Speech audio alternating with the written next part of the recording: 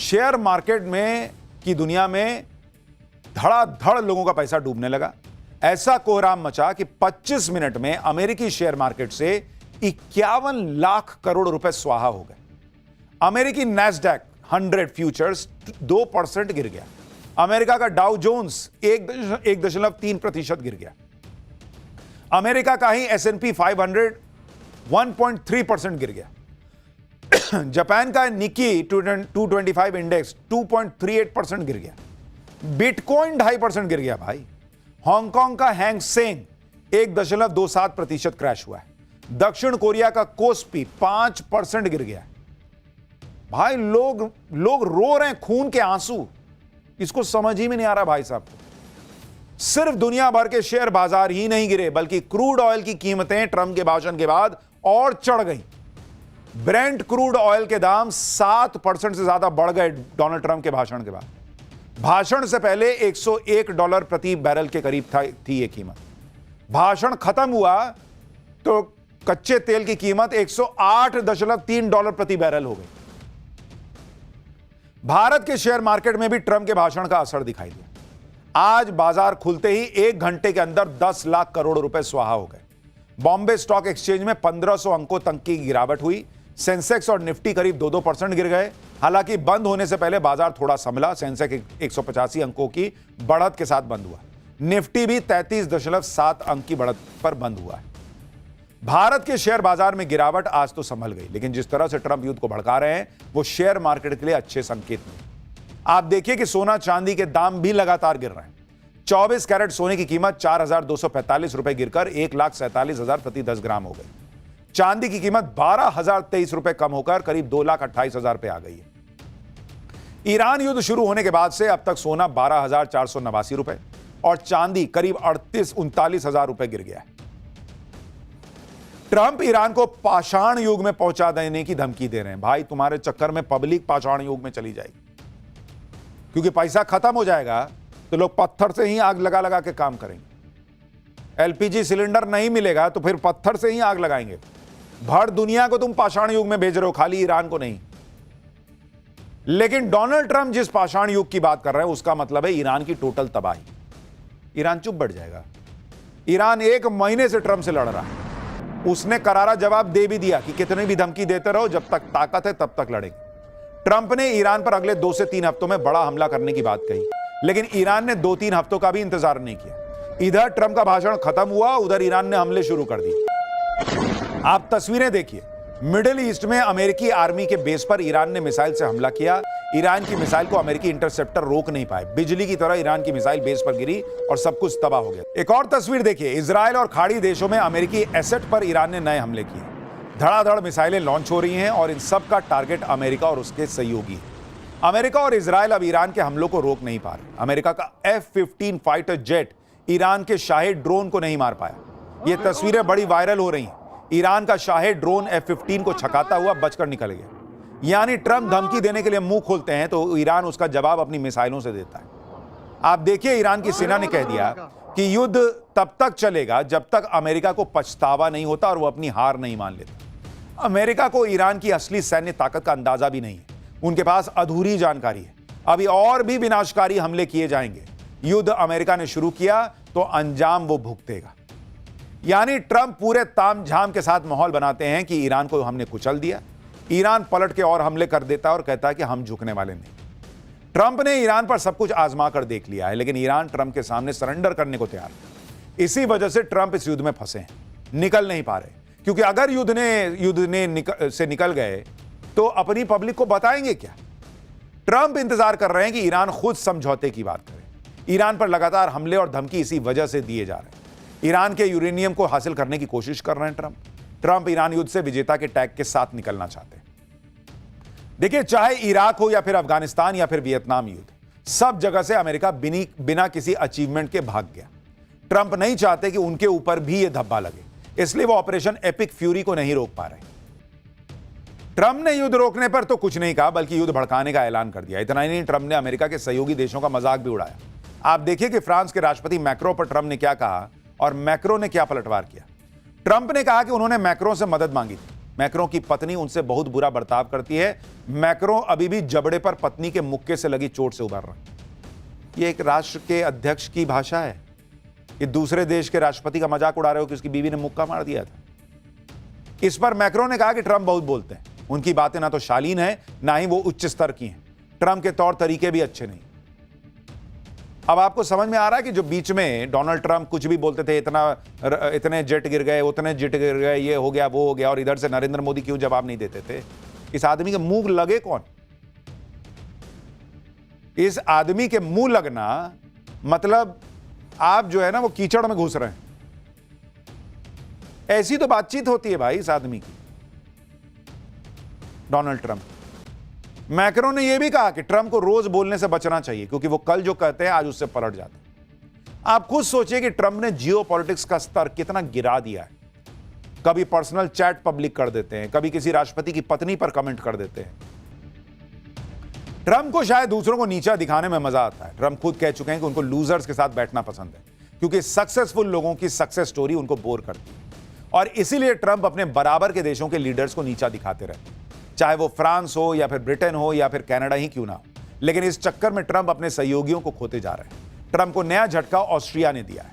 Austria ने अपने air space से अमेरिकी सैन्य विमानों को उड़ाने की इजाजत नहीं दी। अमेरिका ने इसके लिए ऑस्ट्रिया से रिक्वेस्ट की थी जिसे ऑस्ट्रिया ने स्वीकार ही नहीं किया। इससे पहले ब्रिटेन, स्पेन, इटली जैसे देश भी ट्रंप को झटका दे चुके हैं और ईरान युद्ध से दूरी बना चुके हैं। लेकिन मुझे लगता है कि अमेरिका के बाकी नेताओं को सोचना चाहिए, भाई ये आदमी तो अब इसके बाद राष्ट्रपति बनने से रहा, इनका सेकंड कार्यकाल है, इनको पता अब मुझे तो नहीं झेलना। लेकिन ये जो रायता फैला रहे हैं उससे अमेरिका को आने वाले वक्त में बहुत दिक्कत होगी। उधर ट्रंप ईरान से भिड़ रहे हैं तो इधर भारत में गजब पॉलिटिक्स चल रही है। ट्रंप की वजह से दुनिया में हंगामा मचा हुआ है, लेकिन भारत में ट्रंप के बहाने सिर्फ निशाने पर कौन है? पीएम मोदी। राहुल गांधी आज असम में प्रचार करने पहुंचे, लेकिन वहां भी पीएम मोदी और ट्रंप को लेकर बयानबाजी करने लगे। राहुल गांधी ने कहा कि नरेंद्र मोदी का पॉलिटिकल फ्यूचर ट्रंप 2 मिनट में खत्म कर सकते हैं। ट्रंप अगर नरेंद्र मोदी से जंप मारने को कहेंगे तो मोदी वो भी कर देंगे। सुनिए राहुल गांधी। डोनाल्ड ट्रंप सबके सामने कहता है कि मैं नरेंद्र मोदी के पॉलिटिकल करियर को 2 मिनट में खत्म कर सकता हूं। डोनाल्ड ट्रंप नरेंद्र मोदी को हर रोज गाली देता है। नरेंद्र मोदी के मुंह से चू नहीं निकलती क्योंकि नरेंद्र मोदी जानता है कि डोनाल्ड ट्रंप के हाथ में नरेंद्र मोदी का भविष्य है। मैं आपको यह क्यों बता रहा हूं? क्योंकि नरेंद्र मोदी को डोनाल्ड ट्रंप कंट्रोल करता है। अगर डोनाल्ड ट्रंप ने नरेंद्र मोदी को कहा कि जंप मारो, नरेंद्र मोदी पूछेगा कितना ऊंचा और फिर जंप मारेगा। जब मैं राहुल गांधी को सुनता हूं, डोनाल्ड ट्रंप को सुनता हूं, दोनों के बातों में एक चीज कॉमन लगती है, दोनों की बातों का सिर पैर नहीं होता। आप कनेक्शन ही ढूंढते रह जाते हैं कि कहना क्या चाह रहे हैं, और दोनों का फोकस सिर्फ ये रहता है कि कुछ भी हो जाए, मुझे अपनी बात सही साबित करनी है, जो राहुल गांधी कर रहे हैं अभी भी, कि किसी तरीके से पूरी कहानी को घुमा फिरा के नरेंद्र मोदी डरपोक है, इस पे ले आओ, कुछ भी बोलो आप, वो कहानी वहीं से वहीं घुमा के ले आए। खैर ये भी अपने आप में कला है, लेकिन वो कला चल नहीं रही। खैर युद्ध से इस दुनिया को कौन बचाएगा ये तो भगवान जाने, लेकिन जब भगवान की बात हो रही है और बचाने वाला कौन? बजरंगबली, संकट मोचन। 9 फीट लंबी ध्वजा, 51 फीट की मूर्ति। हनुमान जयंती पर आज बजरंगबली के भक्तों ने क्या गजब कर दिया। 21,000 भक्तों ने एक साथ ऐसी रिकॉर्ड महाआरती कर दी कि देखिएगा तो मन गदगद हो जाएगा। अब जरा बजरंगबली के बारे में बात देखिए। आज हनुमान जयंती पर देश भर में गजब का माहौल दिखाई दिया। अयोध्या से लेकर छतरपुर के बागेश्वर धाम तक और दिल्ली से लेकर मुंबई तक सब हनुमानमय हो गए। हर तरफ जय श्री राम, जय हनुमान के नारे गूंज रहे थे। जिन इलाकों से शोभा यात्राएं निकल रही थीं, कोई आरती की थाली लेकर दौड़ रहा था, कोई फूल बरसा रहा था। अयोध्या में हनुमानगढ़ी से लेकर राम दरबार तक भक्तों की ऐसी खचाखच भीड़ थी कि संभालना मुश्किल हो गया। लेकिन पुलिस के लिए सबसे बड़ी चुनौती दिल्ली के जहांगीरपुरी में निकलने वाली शोभा यात्रा बन गई, क्योंकि 4 साल पहले इसी जहांगीरपुरी में हनुमान जयंती की शोभा यात्रा के दौरान जो भयंकर बवाल हुआ था, उससे पुलिस अलर्ट मोड पर थी। 2 किलोमीटर के रूट पर पुलिस की 10 कंपनियों की डिप्लॉयमेंट थी। हनुमान जयंती पर 21,000 से ज्यादा भक्तों ने महाआरती का कौन सा नया रिकॉर्ड बनाया। 51 फीट ऊंची हनुमान जी की मूर्ति के सामने किस तरह से हनुमान जयंती मनाई गई। मूर्ति की स्थापना के लिए यहां 9 दिनों से धार्मिक अनुष्ठान चल रहा था। इस मूर्ति की खासियत यह है कि पूरे भारत में इतनी ऊंची और इतनी वजनी अष्ट धातु की एकमात्र मूर्ति है ये। हनुमान जयंती पर अयोध्या में भी गजब की भीड़ दिखी। हनुमानगढ़ी और राम जन्मभूमि मंदिर पर दर्शन के लिए श्रद्धालुओं की भारी भीड़ नजर आई। इस दौरान अयोध्या शहर में भीड़ को मैनेज करने के लिए पुलिस प्रशासन पूरी तरह से तैनात रहा। हनुमान जन्मोत्सव का मौका था तो आज अयोध्या के श्री राम जन्मभूमि मंदिर परिसर में बने हनुमान मंदिर पर ध्वजारोहण किया गया। यह हनुमान मंदिर जन्मभूमि मंदिर परकोट के दक्षिण भुजा के बीच में बना है। इसके लिए पहले मंदिर पर 19 फीट 7 इंच ऊंचा ध्वजा दंड लगाया गया। उसके बाद इस पर 9 फीट 3 इंच लंबी और 3 फीट 7 इंच चौड़ी ध्वजा की पूजा करके उसे दंड पर स्थापित किया गया। हनुमान जयंती पर पीएम मोदी ने सभी देशवासियों को शुभकामनाएं भी दी। पीएम ने प्रयागराज के प्रसिद्ध लेटे हुए हनुमान जी की तस्वीर शेयर की और इस तस्वीर में पीएम भी मंदिर में हाथ जोड़कर बैठे हुए दिख रहे हैं। पीएम मोदी इस मंदिर में 13 दिसंबर 2024 को गए थे। पिछले साल प्रयागराज में महाकुंभ से ठीक पहले पीएम ने इस मंदिर में पहुंचकर हनुमान जी की विधिवत पूजा अर्चना की। हनुमान जयंती पर पीएम ने लिखा कि सभी देशवासियों को हनुमान जन्मोत्सव की अनंत शुभकामनाएं। ये पावन अवसर हर किसी के जीवन में नई ऊर्जा और स्फूर्ति लेकर आए। पवन पुत्र हनुमान जी सभी को बल, बुद्धि और विद्या का भरपूर आशीर्वाद दें, जिससे देश का सामर्थ्य और बढ़े। हनुमान जयंती पर दिल्ली के जहांगीरपुरी में भी शोभा यात्रा निकाली गई, जहां 4 साल पहले बवाल हो गया। जहांगीरपुरी के संवेदनशील इलाके में 2 किलोमीटर लंबी शोभा यात्रा निकाली गई, जिसके लिए पुलिस की 10 कंपनियां तैनात की गई। 2 किलोमीटर के पूरे रूट पर पुलिस के जवान हर जगह मौजूद रहे और सिर्फ सड़क पर ही नहीं, जिन गलियों और सड़कों से शोभा यात्रा निकलने वाली थी वहां पुलिस घरों के छतों पर भी तैनात थी। इसके अलावा ड्रोन से पूरे रूट पर नजर रखी जा रही थी। जहांगीरपुरी में हनुमान जयंती की शोभा यात्रा को लेकर पुलिस का इतना सख्त पहरा इसलिए था क्योंकि 4 साल पहले 2022 में यहां शोभा यात्रा के दौरान भयंकर बवाल हो गया था। 2 गुटों के बीच हिंसक झड़प में पत्थर चल गए थे जमकर। कई घरों और दुकानों में आग लगा दी गई थी। इस बवाल को कंट्रोल करने के चक्कर में 8 पुलिस वाले घायल हो गए थे। इसलिए इस बार इतनी भारी पुलिस फोर्स को पहले ही तैनात कर दिया गया था। वहीं दिल्ली के प्राचीन हनुमान मंदिर में भारी भीड़ दिखाई दी। लोग सुबह 4 बजे से ही लाइन में लग गए। धूप निकलते निकलते ये लाइन कई किलोमीटर लंबी हो गई। लोग बजरंगबली की एक झलक देखने के लिए घंटों तक लाइन में खड़े रहे। पाठशाला में अब अगला चैप्टर, जिसमें आपको बताने जा रहा हूं 54 साल बाद फिर चांद पर जा रहा है इंसान। वो 4 लोग जो चांद पर जाने के लिए निकल पड़े आज। चांद पर ऐसा कौन सा खजाना है भाई, जिसकी तलाश में अमेरिका के बाद अब चीन भी जाने वाला है। अमेरिकी स्पेस एजेंसी नासा ने एक बार फिर इतिहास रच दिया है। चांद पर जाने के लिए आज फ्लोरिडा के कैनेडी स्पेस सेंटर से नासा का आर्टेमिस 2 मिशन लॉन्च हुआ। 54 साल बाद इंसानों को चंद्रमा की तरफ ले जाने वाला यह पहला मिशन है। यह मिशन सिर्फ एक उड़ान नहीं, बल्कि इंसान के लिए अंतरिक्ष में एक नए युग की शुरुआत है। 1972 के बाद पहली बार इंसान चांद के पास पहुंचेंगे। 4 अंतरिक्ष यात्री चांद के चारों तरफ चक्कर लगाएंगे। नासा का मिशन आर्टेमिस 2 10 दिन में पूरा होगा और भविष्य में चांद पर उतरने की संभावनाओं की तलाश करेगा।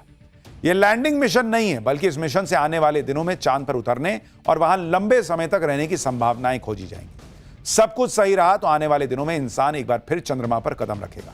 नासा का यह मिशन पिछले मिशन से कितना अलग है और क्यों खास है, आज आपको बताऊंगा। नासा के मून मिशन में कितने पार्ट में यह पूरा होने वाला है और चांद पर लैंडिंग की डेडलाइन क्या है, इसके बारे में भी आपको बताऊंगा। देखिए, यह सब 54 साल के बाद हो रहा है। 4 एस्ट्रोनॉट जो है वो इसके लिए निकल गए हैं और उन्हें कई सारी परेशानियों का सामना करते हुए वहां पहुंचना है। अब ये इस बार सिर्फ चांद को छूकर वापस आने के लिए लोग नहीं गए, बल्कि इस बार मिशन बहुत बड़ा है। स्पेस के सबसे बड़े मिशन के लिए आज नासा का ऐतिहासिक आर्टेमिस 2 मिशन लॉन्च हुआ और इस मिशन ये मिशन इसलिए खास है क्योंकि अपोलो मिशन के बाद पहली बार इंसान सबसे लंबी अंतरिक्ष यात्रा पर निकले। आर्टेमिस 2 मिशन में ओरियन कैप्सूल 4 एस्ट्रोनॉट को 4 लाख किलोमीटर दूर लेकर जाएगा। 4 अंतरिक्ष यात्रियों की यह टीम अंतरिक्ष के उस हिस्से तक पहुंचेगी जहां आज तक कोई इंसान नहीं पहुंच पाया। फ्लोरिडा में नासा के कैनेडी स्पेस सेंटर से जब यह लॉन्चिंग हुई तो इसे देखने के लिए हजारों लोग जुट गए। अब 10 दिनों का इंतजार है जब यह मिशन पूरा होगा और चारों अंतरिक्ष यात्री वापसी करेंगे। यह मिशन इतना भी आसान नहीं है, इसलिए नासा ने अपने इस मिशन के लिए जबरदस्त तैयारी कर रखी है। इसके बाद भी टेक ऑफ से 1 घंटा पहले लॉन्च अबॉर्ट सिस्टम में कुछ दिक्कतें आईं, जिससे लॉन्चिंग पर खतरा मंडराने लगा था। यह रॉकेट का वो इमरजेंसी एग्जिट होता है जो खराबी आने पर एस्ट्रोनॉट्स वाले हिस्से को तुरंत रॉकेट से अलग कर देता है। सेफ्टी चेक के लिए काउंटडाउन घड़ी को 10 मिनट पर रोक दिया गया और सब कुछ ठीक होने के बाद एस्ट्रोनॉट रवाना हुए। उड़ान के करीब 51 मिनट बाद जब सैटेलाइट्स का हैंडओवर हो रहा था तब ओरियन कैप्सूल का संपर्क कुछ देर के लिए टूट भी गया। कुछ देर के लिए मिशन कंट्रोल को क्रू की आवाज ही नहीं सुनाई दे रही थी कंट्रोल रूम को, और इस समस्या को भी कुछ देर में सुलझा लिया गया। बताया जा रहा है कि लॉन्च के कुछ ही देर बाद ओरियन कैप्सूल का इकलौता टॉयलेट भी खराब हो गया था। एस्ट्रोनॉट क्रिस्टीना कोच ने मिशन कंट्रोल की मदद से इसे ठीक कर दिया। बिना टॉयलेट के 10 दिन का सफर काटना बहुत मुश्किल हो जाता। आर्टेमिस 2 मिशन में खतरा इसलिए ज्यादा है क्योंकि इसमें 4 एस्ट्रोनॉट सवार हैं। अपनी जान जोखिम में डालकर चांद के सफर पर जाने वाले एस्ट्रोनॉट कौन हैं वो भी बताता हूं। आर्टेमिस 2 मिशन की कमान रीड वाइजमैन के हाथ में है। 50 साल के रीड वाइजमैन नेवी पायलट रह चुके हैं। इन इंटरनेशनल स्पेस स्टेशन में 165 दिन बिताने का एक्सपीरियंस है। दूसरे एस्ट्रोनॉट विक्टर ग्लोवर हैं जो एक पायलट हैं। विक्टर ग्लोवर की उम्र 49 साल है और वो नेवी के पायलट रह चुके हैं। विक्टर ग्लोवर चांद के पास जाने वाले पहले ब्लैक अंतरिक्ष यात्री हैं। चांद के करीब जाने वाली क्रिस्टीना कोच पहली महिला एस्ट्रोनॉट हैं जो कि इस मिशन में एक एक्सपर्ट के तौर पर गई हैं। क्रिस्टीना कोच की उम्र 47 साल है और वो इंजीनियर हैं। अंतरिक्ष में 328 दिन रहने का रिकॉर्ड उनके नाम है। इस मिशन के चौथे एस्ट्रोनॉट जेमी हैंसन हैं जो कनाडा से हैं। जेमी हैंसन की उम्र 50 साल है और वो फाइटर पायलट है। ओरियन स्पेसक्राफ्ट को ले जाने वाला SLS रॉकेट अंतरिक्ष में अपने लक्ष्य तक पहुंचने के बाद अलग हो गया। नासा ने इसका वीडियो भी जारी किया है। देखिए कैसे अलग हो रहा है। रॉकेट से अलग होने के बाद ओरियन कैप्सूल को मैनुअली कंट्रोल किया गया। पायलट विक्टर ग्लोवर ने करीब 1 घंटे तक ओरियन कैप्सूल की टेस्ट ड्राइव की। यह पहली बार था जब किसी ने इस कैप्सूल को मैनुअली कंट्रोल किया। इसके बाद सभी एस्ट्रोनॉट्स ने अपने ऑरेंज सूट उतार दिए। स्पेस कैप्सूल में रहने के दौरान ज्यादातर काम अकेले नहीं हो सकता, ऐसे में सभी ने एक दूसरे की मदद भी की। नासा ने अपोलो कार्यक्रम 1972 में खत्म कर दिया था। उस समय पूरा ध्यान पृथ्वी की कक्षा यानी लोअर ऑर्बिट की ओर शिफ्ट किया गया था। लेकिन अब दुनिया बदल गई है। चांद पर पानी, खनिज और ऐसे संसाधन हैं जो भविष्य की स्पेस इकोनॉमी के लिए जरूरी है। नासा के पूर्व चीफ शॉन ओफिक के मुताबिक चांद पर काफी मात्रा में हीलियम 3 मौजूद है। $20 मिलियन प्रति किलो की कीमत वाले हीलियम 3 का इस्तेमाल न्यूक्लियर रिएक्टर में हो सकता है। चांद पर बर्फीले पानी का भंडार है जिसका इस्तेमाल रॉकेट प्रोपल्शन में हो सकता है। रेयर अर्थ मेटल जैसे सोना, लोहा, लिथियम, प्लैटिनम जैसे तत्व भी चांद पर मौजूद है। यही वजह है कि चीन भी मिशन मून पर तेजी से काम कर रहा है। 2030 तक चांद पर अपना बेस बनाने की योजना बना रखी है उसने। रूस भी चीन के साथ मिलकर इंटरनेशनल लूनर रिसर्च स्टेशन बनाने की बात कर रहा है। रूस और अमेरिका के बाद चीन तीसरा देश है जो चांद से सैंपल लाने में सफल रहा है। पिछले 10 साल में चांद पर भेजे गए चीन के 3 मिशन सफल रहे। चीन के मिशन चांग E3 और E4 में मून रोवर भी शामिल था। चांग E5 ने खुदाई करके सैंपल लिए थे और रंगीन तस्वीरें भी भेजी थी। इसी साल चांग E6 चांद के साउथ पोल के सैंपल धरती पर लेकर लौटेगा, जबकि 2027 में चांग E7 मिशन चांद पर पानी और बर्फ की पड़ताल करेगा। तो अब दुनिया में होड़ मची हुई है कि चांद पर जाएं, देखें क्या मिल रहा है, लेकर आएं। और भारत ने चांद के दक्षिणी ध्रुव पर अपना मिशन पूरा करके दुनिया में जो मिसाल साबित की है उसको देखने के बाद सबको और लग रहा है कि और करना होगा और करना